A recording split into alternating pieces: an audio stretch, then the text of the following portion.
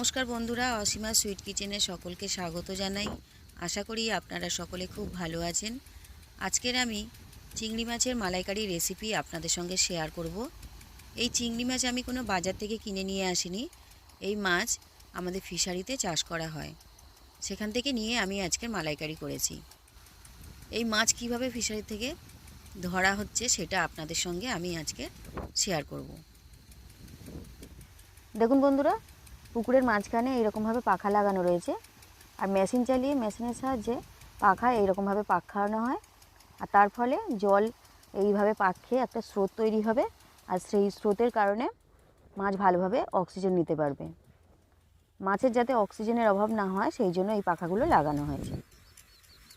রেসিপিটা শুরু করার আগে আমি ফিশারিটা আপনাদের একটু ঘুরে দেখাচ্ছি, আর মাছ ধরার সময় কিভাবে মাছ ধরা হয় ফিশারি থেকে সেটাও আপনাদেরকে দেখাবো। তার জন্য ভিডিওটা একটু বড় হয়ে যেতে পারে, তাই বন্ধুরা প্লিজ ভিডিওটাকে স্কিপ না করে পুরোটা দেখবেন, আপনাদেরও ভালো লাগবে। এই মাছ ধরার সময় এত সুন্দর একটা মুহূর্ত আমার তো খুব ভালো লাগে, তাই আমি আপনাদের সঙ্গে একটু শেয়ার করলাম। দেখুন, শুধু একটা পুকুরে না, সমস্ত পুকুরে এইভাবে পাখাগুলো লাগানো আছে, আর মেশিন চালিয়ে মেশিনের সাহায্যে এই পাখাগুলোকে এইভাবে ঘোরানো হচ্ছে।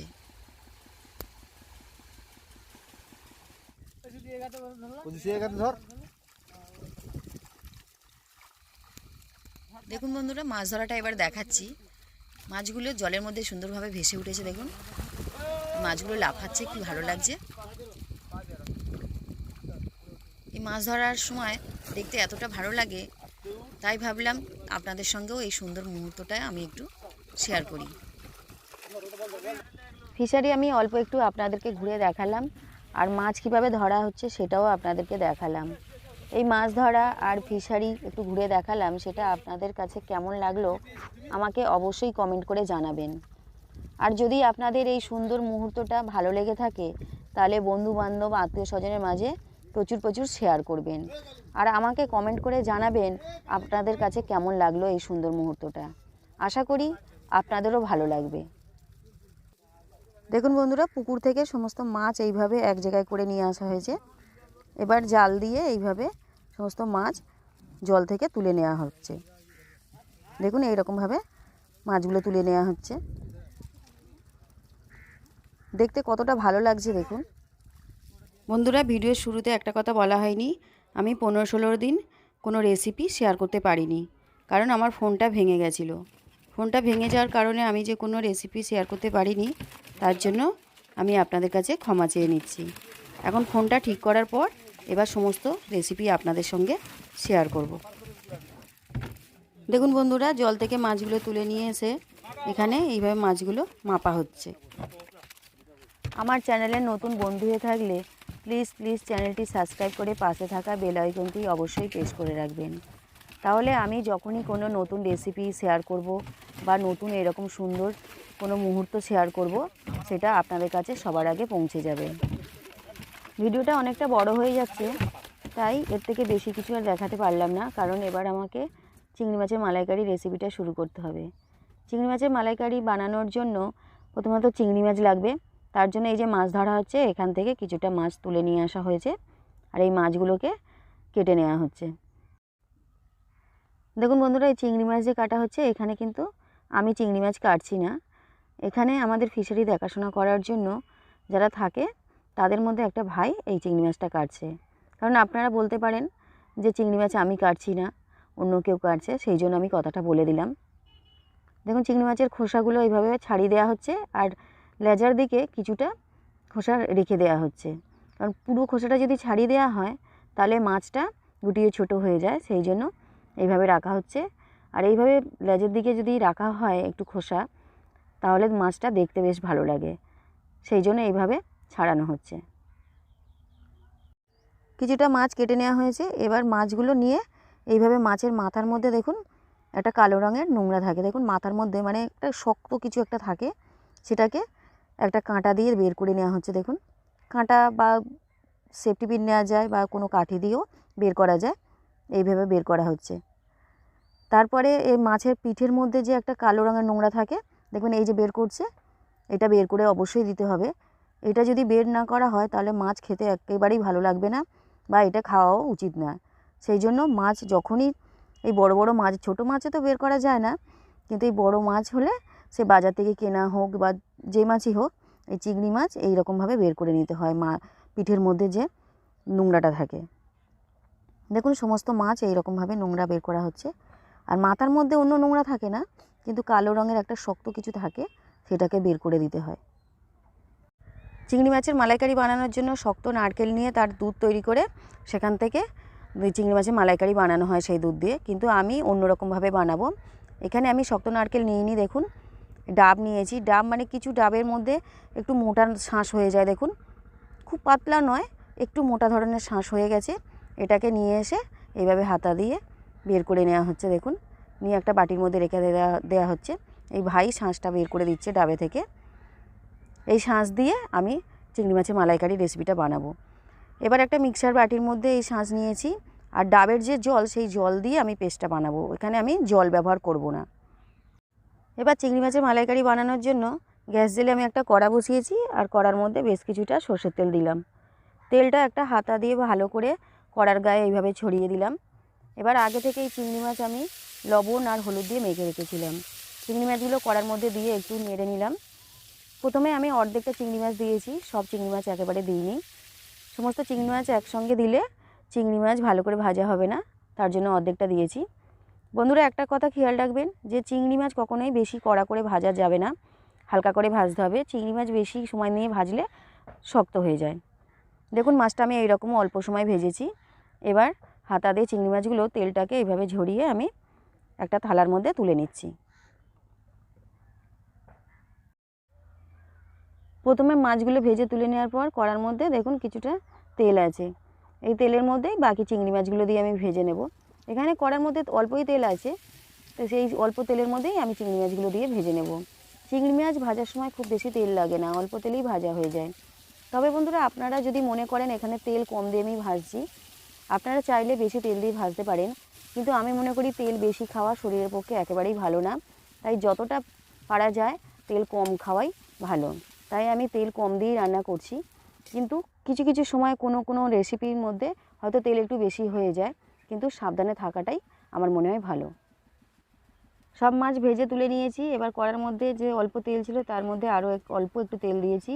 এবার দেখুন বড় এলাচ, ছোট এলাচ, দারচিনি, লবঙ্গ, অল্প একটু জয়িত্রী, গোটা গোলমরিচ একসঙ্গে তেলের মধ্যে ফোড়ন দিলাম। ফোড়নটা যখন একটু ফাটতে শুরু করবে তখন এখানে দুটো তেজপাতা ছিঁড়ে দিয়ে দিলাম। এবার এর মধ্যে দিলাম দুটো গোটা শুকনো লঙ্কা। এবার ফোড়নটা একটু নেড়ে নিচ্ছি। এবার এর মধ্যে দেব হাফ চামচের মতো গোটা জিরে। জিরে দিয়েও একটু ভালো করে এরকমভাবে নেড়ে নিতে হবে। ফোড়নটা 1 সেকেন্ডের মতো নেড়ে নেওয়ার পর সুন্দর একটা মিষ্টি গন্ধ বের হলে তার মধ্যে এবার দিয়ে দেব পেঁয়াজ। পেঁয়াজ আমি কুচিও নিইনি বা পেস্ট করেও নিইনি। পেঁয়াজটাকে একটা গ্রেটারের সাহায্যে একটু গ্রেট করে নিয়েছি, মানে ঘষে নিয়েছি পেঁয়াজটাকে।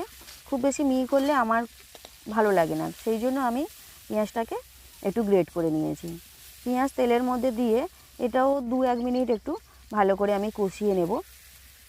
পেঁয়াজটা একটু ভালো করে যখন কষিয়ে নেওয়া হয়ে গেছে তখন আমি এর মধ্যে দিয়ে দিচ্ছি আদা রসুনের পেস্ট। আদা রসুন পেস্ট আমি চামচ মেপে দিইনি, এটা আমি হাতা ছিল সামনে, সেই হাতা দিয়েই আমি দিয়েছি। তবে আন্দাজ করে এটা 3 চামচের মতো হবে আদা রসুন পেস্ট। আদা রসুন পেস্ট দিয়ে পেঁয়াজের সঙ্গে আরও একটু সময় ভালো করে কষিয়ে নিতে হবে, যাতে আদা রসুনের কোনো গন্ধ না থেকে যায়। পেঁয়াজ আর আদা রসুনের পেস্ট খুব ভালো করে কষিয়ে নিয়েছি। এবার এর মধ্যে আন্দাজ মতো 2 চামচের মতো হলুদ গুঁড়ো দিলাম, আর দিলাম 2 চামচের মতো কাশ্মীরি লঙ্কা গুঁড়ো। এই লঙ্কা গুঁড়োটা ঝাল হয় না, কালারটা সুন্দর হওয়ার জন্য এখানে আমি দিয়েছি কাশ্মীরি লঙ্কা গুঁড়ো। লঙ্কা গুঁড়ো আর হলুদ গুঁড়ো দিয়ে একটু নেড়ে নিচ্ছি। আর এই মশলাটা যাতে পুড়ে না যায় তার জন্য এর মধ্যে দিয়ে দিলাম অল্প একটু ডাবের জল। এখানে আমি প্লেন কোনো জল ব্যবহার করিনি, এই জলটা যে ডাব কেটেছিলাম, ডাবের শাঁস নিয়েছি, সেই ডাবেরই জল আমি রেখে দিয়েছিলাম, সেই জল দিয়ে মশলাটা একটু কষিয়ে নিলাম। এবার এর মধ্যে দিয়ে দিলাম আগে থেকে যে 2টো টমেটো আমি কেটে রেখেছিলাম ছোট ছোট করে, সেই টমেটোগুলো। টমেটো দিয়ে মশলার সঙ্গে খুব ভালো করে আরও একটু কষিয়ে নিচ্ছি। দেখুন মশলাটা এরকমভাবে কষিয়ে নিতে হবে। এবার এর মধ্যে দিয়ে দেব নারকেলের পেস্ট। যে নরম নারকেলটা রেখেছিলাম ডাবটা কেটে, সেই নারকেল পেস্ট বানিয়ে রেখেছিলাম, সেই পেস্টটা এর মধ্যে দিয়ে খুব ভালো করে এটাকে নেড়ে চেড়ে কষিয়ে নিতে হবে।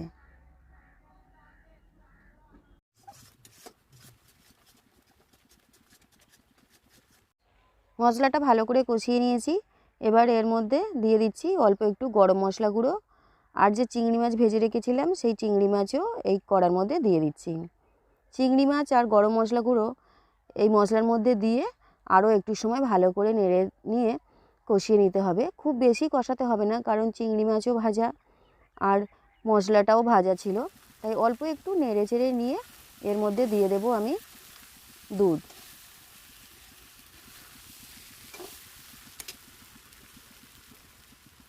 এবার এর মধ্যে বেশ কিছুটা দুধ দিচ্ছি। এই দুধ আমি প্যাকেটে দুধ নিয়ে এসে গরম করে রেখেছিলাম, সেই দুধ কিছুটা দিয়ে দিলাম, দিয়ে ভালো করে মিশিয়ে নিচ্ছি। চিংড়ি মাছের মালাইকারি সাধারণত শক্ত নারকেলকে কুড়িয়ে দুধ বের করে নিয়ে সেই দুধ দিয়ে বানানো হয়, কিন্তু আমি এখানে একটু অন্যরকম পদ্ধতিতে চিংড়ি মাছের মালাইকারি বানালাম। ডাবের শাঁস দিয়েছি পেস্ট করে, আর এই দুধটা দিলাম প্যাকেটের দুধ, যে দোকানে প্যাকেটের দুধ পাওয়া যায় সেই দুধ আমি দিলাম। এবার আমি ওপর থেকে দিলাম কিছুটা ডাবের জল, যে ডাবের জলটা বেশি ছিল সেটা দিয়েছি। আগেই বলেছি বন্ধুরা, এর মধ্যে আমি কোনো প্লেন জল ব্যবহার করিনি, এর মধ্যে দিয়েছি ডাবের জল আর লিকুইড দুধ।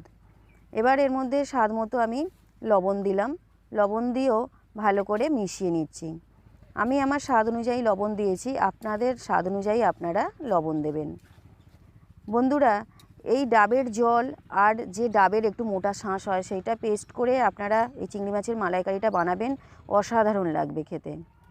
যখন গ্রেভিটা একটু ফুটে উঠেছে তখন আমি 5-6টা কাঁচা লঙ্কা এইভাবে দু টুকরো করে ভেঙে নিয়ে এর মধ্যে দিয়ে দিলাম। কাঁচা লঙ্কা দেওয়ার পরও একটু ফুটিয়ে নিয়েছি। এবার এর মধ্যে আমি স্বাদ মতো মিষ্টি দিয়েছি।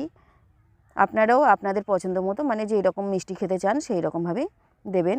আর ওপর থেকে দিলাম অল্প একটু গরম মশলা গুঁড়ো। আগেও অল্প একটু দিয়েছিলাম, এখনও দিলাম, মানে আগে দিয়েছিলাম 1 চামচের মতো, এখনও দিয়েছি 1 চামচের মতো, 2 চামচের মতো গরম মশলা গুঁড়ো দিয়েছি।